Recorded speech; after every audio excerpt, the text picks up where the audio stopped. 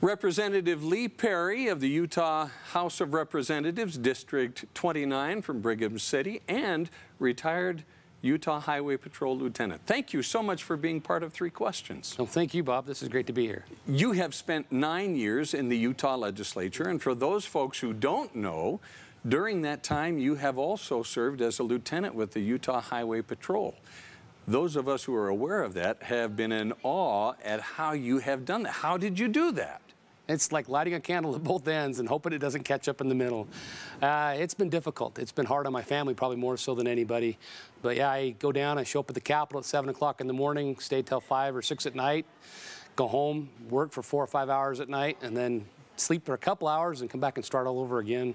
And then on the weekends, I get to work 8 and 10 and 12 hours to try and cover enough hours to make sure that I was getting both jobs done. Now, as a lieutenant with the Utah Highway Patrol, what were your duties? You know, primarily, I had to make sure that the section was operating the geographically area, Box Elder, Cache, and Rich County, that the reports were being submitted and turned in and properly vetted and making sure that they were up to speed. And then whenever something serious happened, that was my job to be there to make sure that things were being taken care of correctly. So I could be called out, except for when I was in session. So when I wasn't in session, late at night, there was several times during the session, a snowstorm would come in and you'd find Representative Perry at the Capitol during the day, and at night when it was snowing, I could be blocking Sardine Canyon and not letting you drive in the canyon because we closed it. So that happened more than once during those sessions. You retired at the end of 2019. I believe December 31st was your last day. Is that correct? Yep. 31 years with the Utah Highway Patrol as a trooper and then as a lieutenant.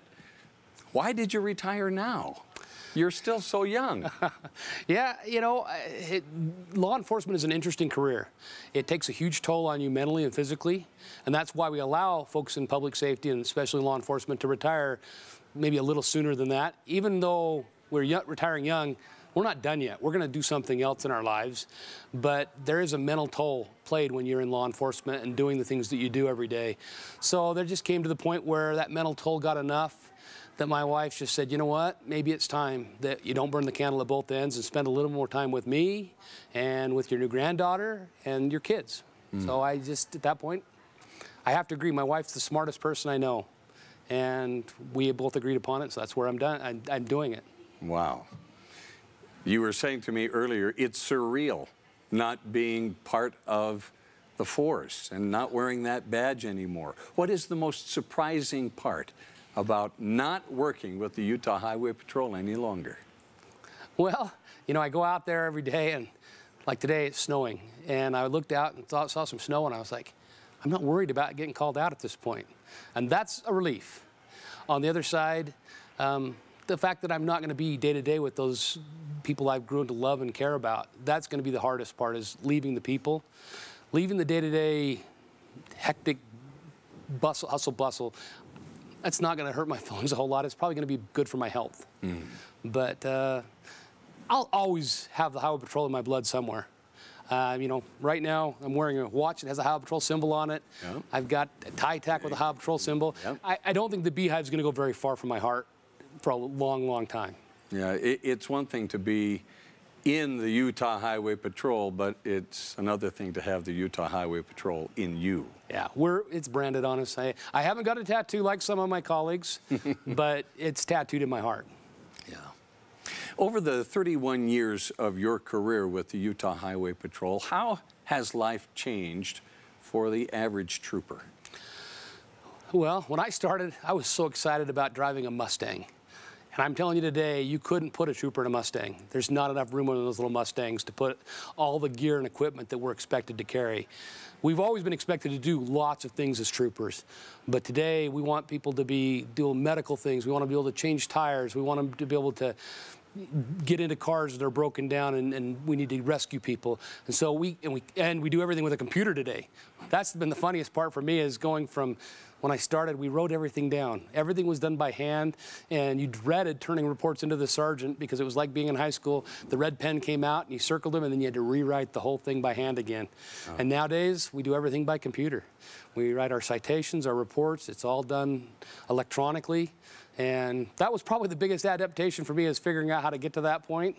And then ironically is when the computer malfunctions and goes down, I laugh because I remember being able to do it by hand and by paper, but some of these young guys are like, what do we what? do now? Yeah, how do you do, you wrote citations by hand? It kind of cracks me up to think back. I don't even know how to do that. Yeah, 31 years does that a lot. That's probably the biggest drastic change is technology and all the neat things that have come about. And the other thing that I think has been critical and helped me stay 31 years. I don't know if I'd have stayed 31 years if it hadn't been for the change of mentality that we're starting to see more and more in law enforcement, and that is it's okay to get help. In law enforcement, when I started 31 years ago, if you had a bad experience or negative, they said, buck it up. Just get through it. Deal with it, officer. Today, we're saying, go talk to somebody, get some help, because we have more officers committing suicide today than are getting killed in the line of duty. And it's because they're not getting the help, and we're starting to see that that's got to be fixed in law enforcement. And as a legislator, that's been a benefit. I've been able to help run some bills to help with that. And that's been really a help for me to be able to know I'm helping my fellow brothers and sisters in law enforcement. You have been in a unique position, both as a lieutenant with the Utah Highway Patrol, but also a representative from District 29 in the Utah House of Representatives. You have had direct control, essentially, over your own salary, for heaven's sakes. Talk to me about the challenges that you've had to deal with in swinging the bat for not only your district, but also the Highway Patrol, and being able to walk that fine line and not be self-serving. Yeah, that's a really tricky balance, and that's exactly one of the things that I was very careful about. When I got into legislature, I even asked then Speaker Lockhart maybe not to put me on the Law Enforcement Committee, not to put me where they would look like a huge conflict. And so I did serve my first 2 years on the Law Enforcement Committee and then immediately got moved to Natural Resources, where I spent the next 4 sessions there and was away from law enforcement for the biggest part for about 2 or 4 years.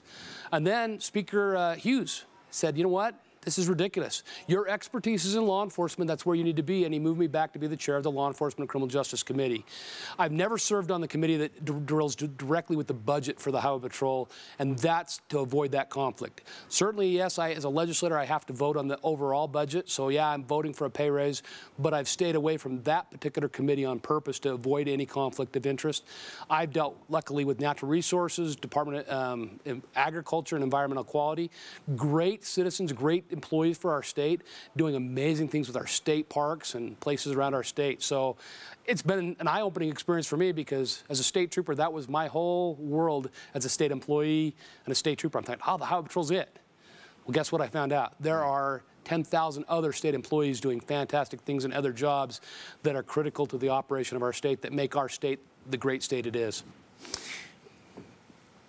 If you could convey to the average Utahn something about Utah Highway Patrol troopers and something about Utah lawmakers that they might not know, what would it be? You know, the one thing I learned going into the legislature, I spent some time on Governor Leavitt's security detail. I spent some time lobbying the legislature before I decided to run. And after I ran and got elected and became part of that honorable body up there, I discovered that they have a lot of similar qualities to highway patrolmen in a lot of ways.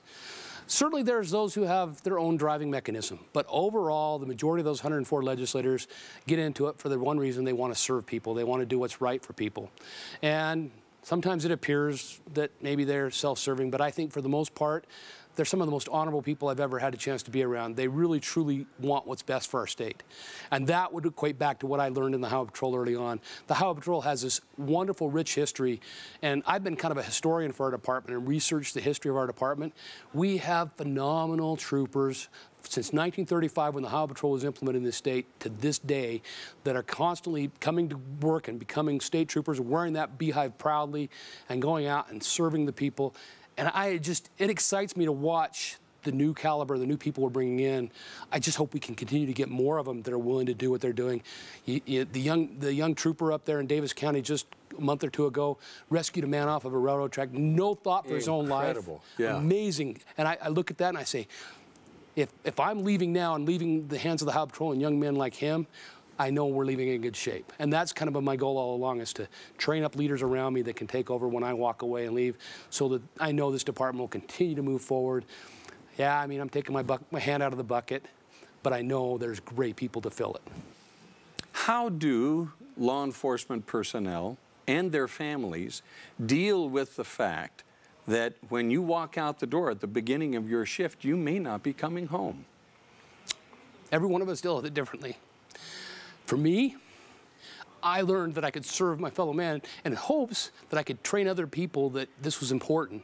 So one of the things I did early on in my career, I got connected with Robert Kirby, and he and I came up with a kind of a crazy idea to put memorial crosses up for fallen troopers, because we wanted the families of those troopers to know that their husband, father, grandfather was never forgotten. And that's why we did it. And I said, you know, this is a way to give back. I've done other things, being involved in building a peace officer memorial wall at our Capitol, because I thought in my mind, God forbid the day comes that something bad happens to me. I want my family to know that they're backed up. They have a family no matter what. And that's been the cool part for me. I've hated losing loved ones and losing friends, and I've lost a lot of friends in 31 years. I've lost 2 troopers who worked directly for me. And I would give everything back to have those 2 back and have the rest of them back as well. But I will tell you, the friendships that I've built with their families is incredible. And I think they know that I love them. I think that they are brothers and sisters of another mother to me at this point. And that's, I guess, for me, is the biggest thing I've gotten out of my career, is being able to serve those people. And that's how we dealt with it. My wife actually went through this experience a little bit with me. A few years ago, the night before the session, I was out working in a massive snowstorm, and somebody wasn't paying attention, slid into my patrol car, and it swung around and hit me in the knee and knocked me down. We didn't know how significant it was. I'd been injured, but I was talking, I was okay. So I didn't want my wife to find out on social media. So I called the trooper and said, go over, my wife's at church. I knew it. I said, go in, tell her, hey, Lee's fine. Just give him a call. Just know that, yeah, he got hit. He's going to be fine, whatever. So the trooper was going to do it. Got called to another car crash because it was snowing so bad. So he called another trooper and said, hey, you're close, you go do it. But he didn't give all the details that I'd given about don't alarm her. So the other trooper shows up at our church house, walks in. My wife's at the front of the congregation of young people, and he tells the primary president, you need to go tell Lee Perry's wife I got to talk to her right now. Oh, dear. So it becomes intense. You can only imagine. Dear. So my wife looks back, sees this trooper standing there in uniform, and just panics. She loses it. She did not want to walk back there. She walks back, gets to him, and he says, Kathy, Lee's been hit. He's okay. He wants you to call him. And she said it took her a process. And then she says, okay. He wants me to call him. He wants me to call about 3 times, and then she's like, that means he's okay. He's okay. And then she called me. Okay. But she told me, she said, that was a hard moment. And I said, and that's what every one of those spouses goes through every day when we walk out the door. I know that's what they go through, because I've been there with the spouses telling them that their loved one's not coming home. And I know that's what goes on, and it's hard. But that's the sacrifice. Every one of us that signed up to do this job knew we were getting into, and that's what our spouses knew we were getting into. And our kids get drug into it a little bit, but even our kids are great about it. So, when we talk about the thin blue line, yeah. And certainly you've spent at least 31 years thinking about that thin blue line, what does that represent to you in your heart? Well, you know, the thin blue line is an interesting thing. I had a psychologist friend that did some psychology analysis on policemen, and then also did it on criminals. And her analogy was, if it weren't for one decision in their lives, most of these policemen would be on the other side and be criminals. Because that's the person that's a policeman. We give a definition, we say, and it's not to be demeaning to people, but we say most people in this world are sheep. And they're out there doing their things. And then there's the wolves that come and attack the sheep. And then there's the sheepdog, and that sheepdog's job is to protect the sheep. But the sheep really don't like the sheepdog, because the sheepdog's kind of mean and loud and barks a lot.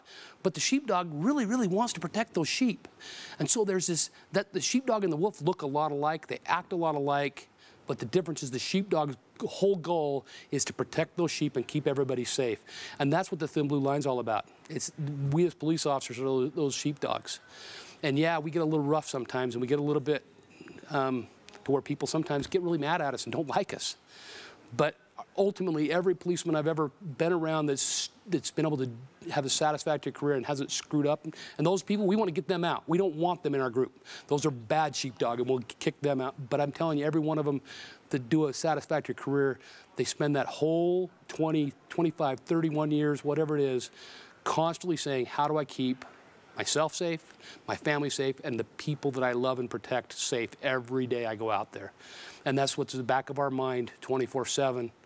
That's partly why eventually my wife said, maybe it's time to get out. You need to kind of relax a little bit because you've spent 31 and a half years intense yellow or red, which is constantly thinking about how I'm going to keep people safe. And that's that blue line we walk is every day. We're right there. It's kind of like trying to walk down a tightrope and not fall off. Well, if not for law enforcement, we would be living in chaos, and that's why that line is so thin. Yeah. I mean, and when you look at, you know, per capita, how many law enforcement officers there are per capita, you know, that really is a thin blue line. Very much. Yeah. And that's what we love people in Utah, because they step up and they back us up.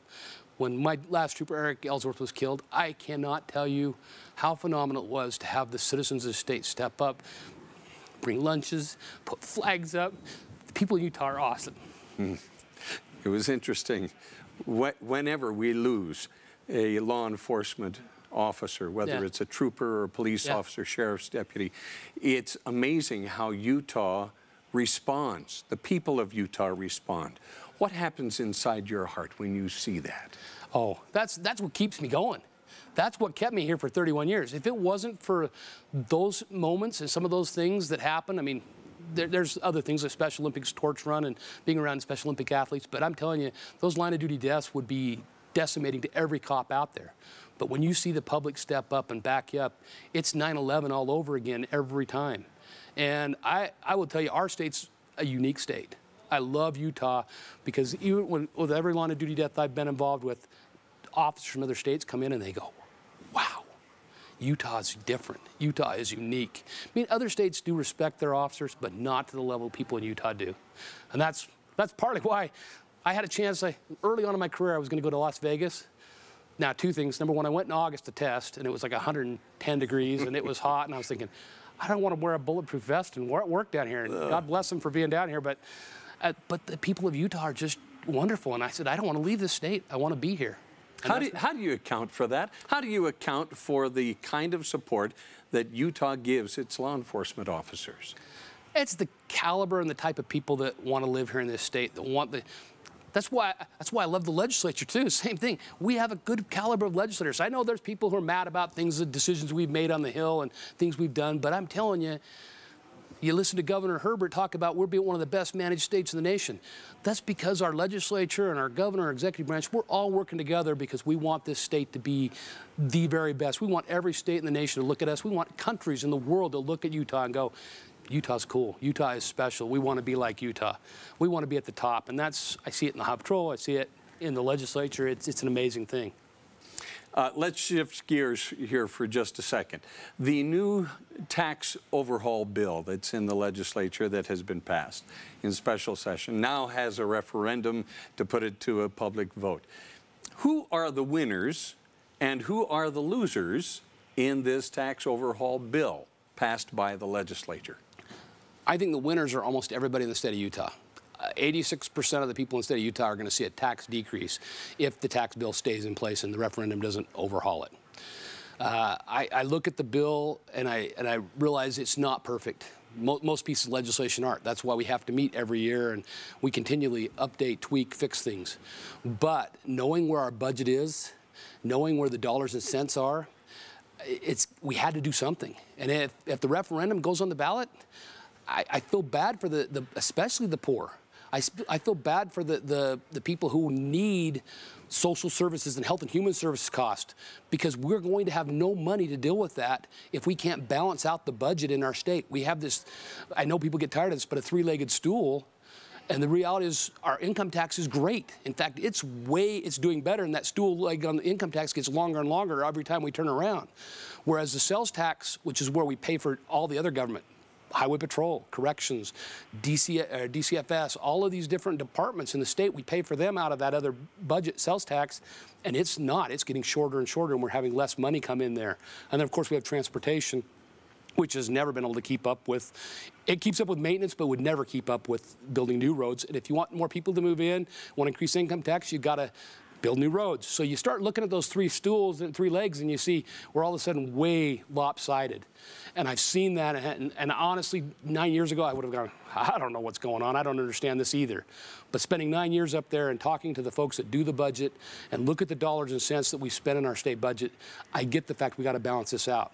And the way I simplify it for people is I say, imagine that you get married and you do a prenuptial agreement, and you say, look, your wife's, we're going to work, and her salary is going to go to pay for the house payment and the car payment. And that your salary is going to go pay for all the other living expenses at the house. And now we move forward, and your wife keeps getting pay raises, and she's making more money, and you're not.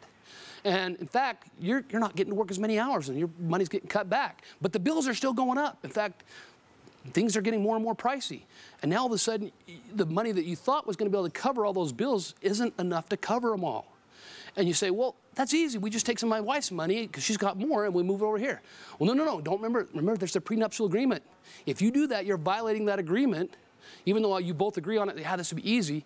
Well, we're in that same boat in the state of Utah, because the Utah State Constitution is that agreement that we've got in place that says you can't take income tax and spend it on anything but education. Well, then how do we balance it? How do we get the money to pay for the day-to-day operations in state government? People say, well, just cut things. What would you like me to cut? We have too few troopers on our road right now.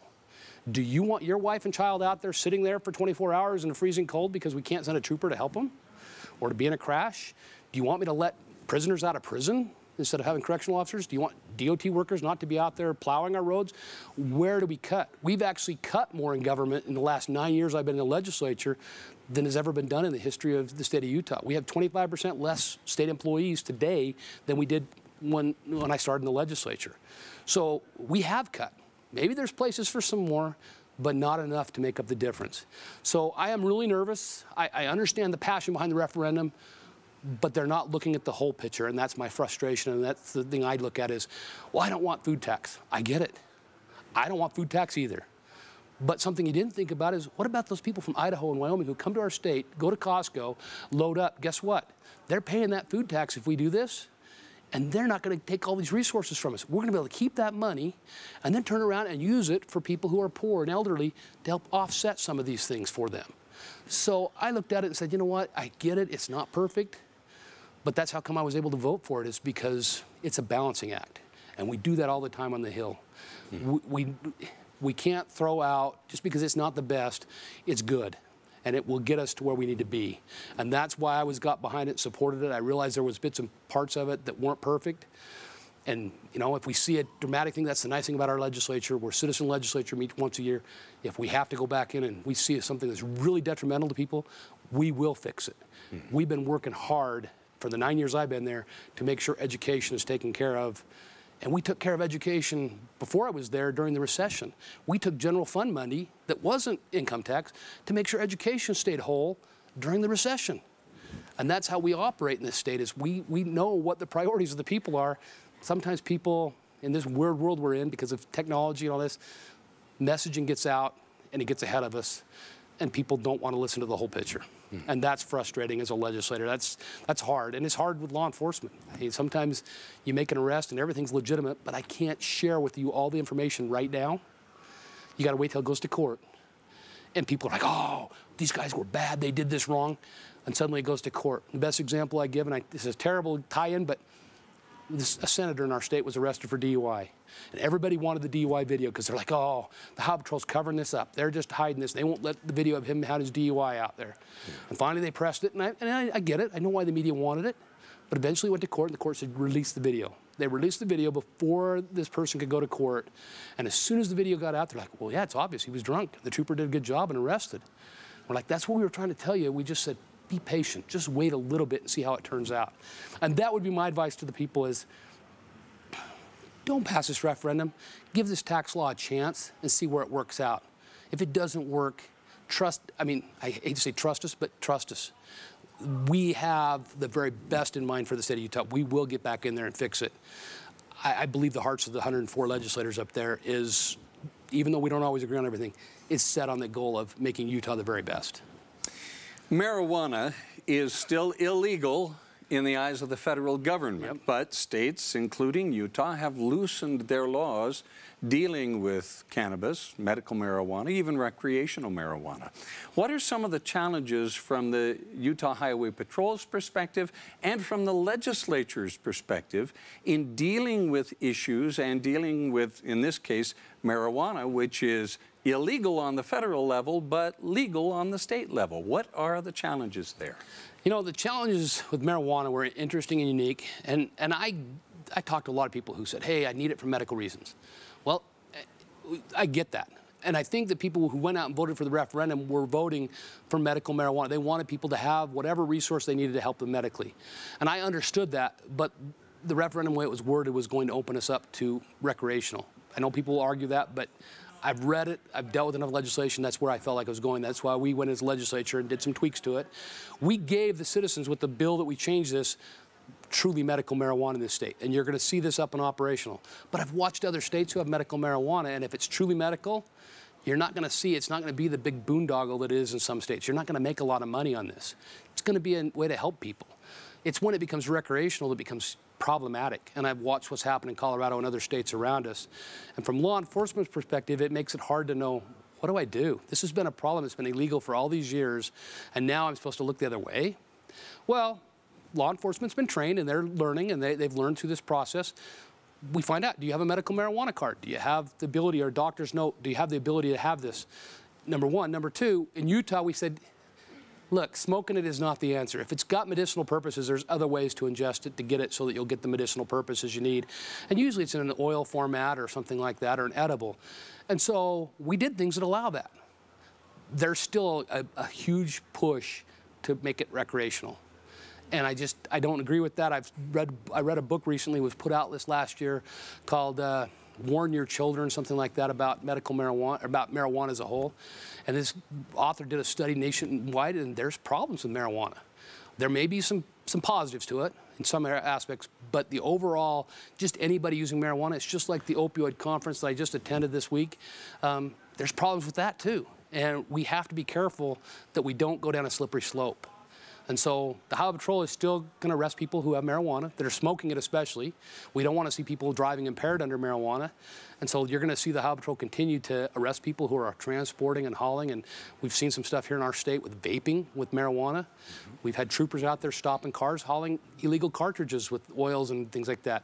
So you're going to see our troopers still enforcing that side of it. They'll work with our federal counterparts as much as they can, but ultimately they are responsible to us as a state. So it's a weird argument, weird world we live in. Personally, I wish, and I've actually met with our both our senators and representatives in this state that represent us in Congress, and I've asked them, the best thing they could do for Utahns and people across the United States is to declassify marijuana from a Schedule I drug, which says it has no valuable purpose, to a Schedule II drug, which is where cocaine and some of these other things are at.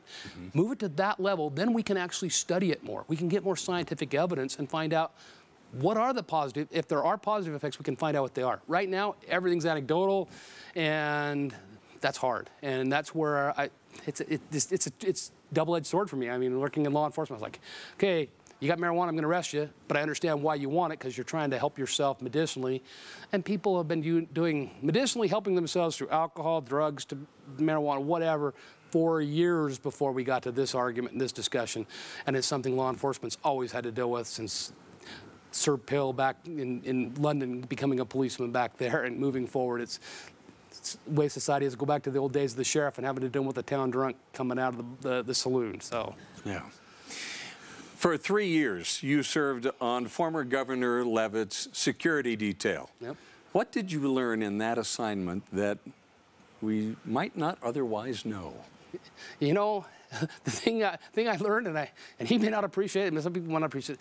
I learned, and this is nothing against former Governor Leavitt or anybody else, but I learned anybody can serve as governor, and anybody can serve in a political office. Not to say anything bad about him, but because he is an extraordinary leader. He's a great person, and he has great abilities. But he was an insurance salesman, insurance agent, et cetera, and he came up through the ranks and he learned a lot of things, and it's being willing to serve. that is the key to being in government, is you've got to be willing to serve and be willing to learn.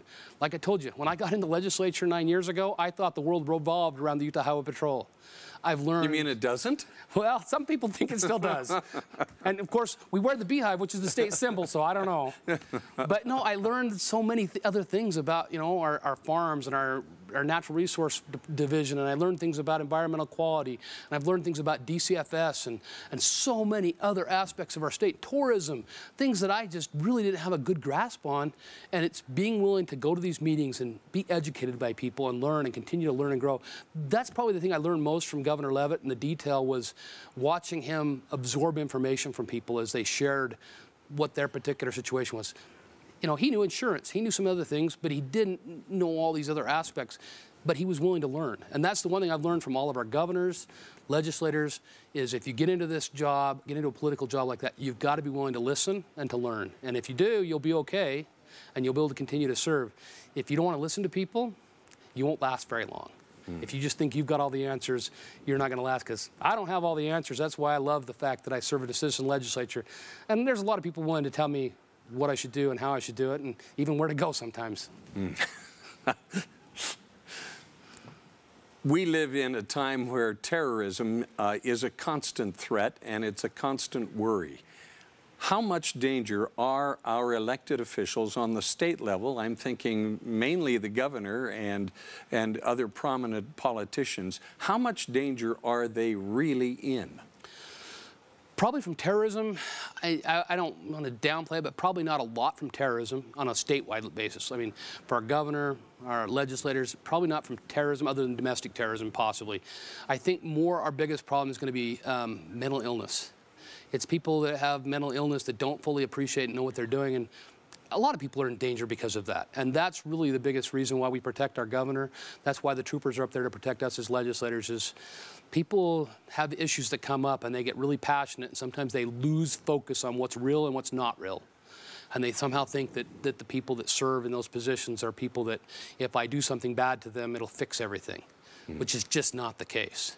And so that's why we have to protect these elected officials. And sometimes you're protecting them from physical harm, and sometimes you're protecting them from just the ability for people to make fun of them, I guess, so to speak, in the sense of you want to make sure the governor doesn't end up getting a parking ticket. I mean, that's as silly as this may sound. When I was on the governor's detail, we had to try and make sure we parked a car in a place that was safe to get him out fast if we needed to. But on the same breath, we didn't want to have, you know, the news saying, Governor Leavitt's cars had 15 parking tickets this last 2 weeks. And so that's where having that trooper there makes it convenient to get him in and out, keep him safe. I was with him down in Las Vegas with the Nevada governor when the fan man came into a boxing match. And that's one of my wonderful little, I guess, claim to fames. Was I was with another member of our detail, and this guy flies an ultralight right into the Caesars Palace boxing ring. And we're there. We've got we've got a guy from Nevada Highway Patrol with us, and the Caesars Palace security folks, and then myself and one other officer from Utah. And we've got Governor Leavitt, one of his children there, and Governor of Nevada, and a Nevada trooper there. And this guy flies around. We saw him, and we were talking with the Nevada folks, and we're watching this whole thing. We're like, what is this guy doing? I'm like, I don't know. And all of a sudden he comes around and he comes flying straight into that ring. Oh, no. Now, we didn't know, we didn't think he was necessarily coming after our governor, but we didn't know, did he have a gun on? Did he have a bomb? What was going to happen there at this big, massive public event? And there were lots of people there. Well, our job, and we've been trained to do this, is to protect our governor. So we initially said, we got to get him out of here. We got to get him away from whatever this is. The escape was right across the front of the ring, in which he was parked in one part. So we grabbed him, and the other detail member was holding him and pushing him through with his child and the governor of Nevada, and I was the lead. And this was one of those moments where I tell people, I said, you know, it's probably the only time, and they'll never know it was me, except for I'm going to confess to you here. Sylvester Stallone and Bruce Willis and Demi Moore were standing right there in that front line, and they were right in our way as I went up, and I just did what I naturally do, and I'm just clearing people, and I just pushed backwards, and I shoved them and pushed them back into their seats because they were standing right in our way, and pushed them into their seats, and went right on by, and we got out, got somewhere safe, and my partner goes, you know, you just shoved out of the way? I was like, no, who did I shove out of the way? And he goes, that was Sylvester Stallone and Bruce Willis. And I was like, dude. And trust me, my partner was taller than I was there. We were both bigger guys, and they weren't as big as us. lesson. It was not it was just interesting because he's like, he just shoved Rocky and Die Hard out of the way. It was before the days of Die Hard. But that was one of those really weird little moments in my career. I was like, wow. And like I said, didn't hurt him. We just got him out of our way so we could get the governor where he needed to be safe.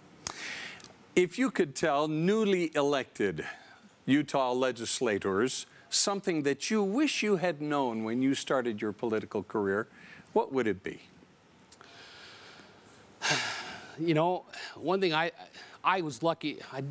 What I didn't know, what I got lucky to be told, and I'd pass this on. I was lucky enough. I had some fantastic mentors. Representative Rhonda Menlove, who's serving a mission now, and was great. She said, "Listen more, speak less." And especially as you get into the legislature, that's really, we get elected, we think, oh, I have to represent, I have to speak. You don't always have to speak. Sometimes listening is more important than speaking. There are times when it's important to speak, but I would suggest to any legislator, listen more than you speak. That would be the best advice I could give to anybody in any political office. Or anywhere else. Or anywhere else. And you know, I like to speak. I like to talk. But Can't even tell. But I learned. I had to learn that lesson myself. Well, wonderful. Listen more, speak less. Finally, as we wind up, you spent 31 years in the Utah Highway Patrol. It is in your blood. You're not in the Utah Highway Patrol any longer, but the Utah Highway Patrol is still in you. What are you going to do now? You know, that is a good question. Well, my wife and I have joked about that for the last 6, 8 months as we've talked about retirement, and everybody goes, well, what are you going to do now? You're going to retire. And I says, I don't know. I haven't figured out what I'm going to do when I grow up. So we're trying to figure that out. I mean, that's why the legislature's a nice place to be. I'll burn the candle at one end there. But right now, you know, I want to do the legislature and really focus this session in the legislature.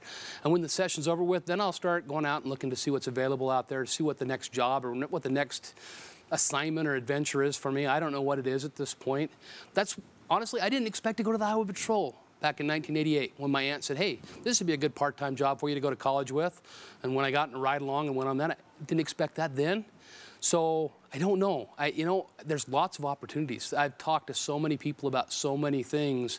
I said, well, yeah, maybe. Oh, I don't know. So I wish I knew. I'm really, for lack of a better word, I'm kind of a spiritual person when it comes to this. I'm praying and asking for answers. And I know that my God will lead me in the direction he wants me to go in, because I believe he led me to here. I honestly don't know how privileged I could be to have been able to serve in the Utah Highway Patrol for 31 years. I just feel like that was something, divine intervention that led me there. And then, of course, to be in the legislature. I ran for office, I don't want to say as a fluke, but I just said, you know, I want to make sure that the guy that was running and was in there had somebody to challenge him. I didn't expect to win the first go out. I'm grateful, and I'm grateful to the citizens who have elected me and allowed me to continue to serve them. But I feel like there's a certain level of divinity that's guided me in my life, and I hope that it continues to guide me into whatever the next adventure is that I'm going to do when I grow up. Yeah. All you got to do is listen more than you talk. Amen.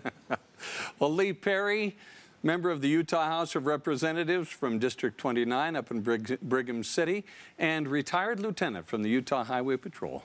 Thank you so much for your past service and your continued service to the state of Utah. And thank you for being part of 3 Questions. Thank you. I appreciate it.